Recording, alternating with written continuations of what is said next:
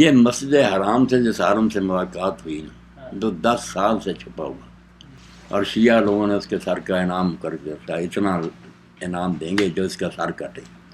علی شرف الدین موسوی ان کا نام ہے، وہ بیچارے حق کہتے ہیں مگر ان کے دشمن ہو گئے۔ انہوں نے یہی کہا کہ صحابہ کرام کے جو ظلم تم بیان کرتے ہو نا، انہوں نے حضرت فاطمہ کے ساتھ یہ کیا، دوسرے بہت عمدہ بات ہے علم کہ پہلے تو سند صحیح سے ثابت کرو، کوئی صحیح روایت جس کے راوی پختہ ہوں اس سے ثابت کرو کہ یہ ظلم کیا۔ دوسرا، اگر بالفرض اس نے کہا ثابت بھی ہوں تو اس کا حکم شرعی بیان کرو کہ وہ جرم شریعت میں کس درجے کا، کافر ہو گئے یا صرف ظالمی۔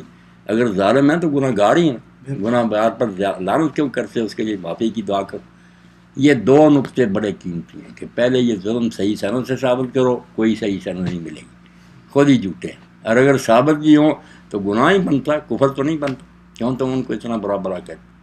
یہ مسجد حرام میں ملاقات ہوئی تھی، علی نے ملایا، بہت نیک آدمی، مگر چھپا ہوا، نہ اس کی کتابیں چھپنے دیتے ہیں۔ کراچی میں بیچارہ ایک مکان میں چھپا ہوا، قتل کر 3 لاکھ انعام مقرر کہ جو اس کا سر کاٹ کر لائے۔ کیا کریں بیٹا، حق نہیں کو کہنے دے، سب گروہوں کا یہی حال۔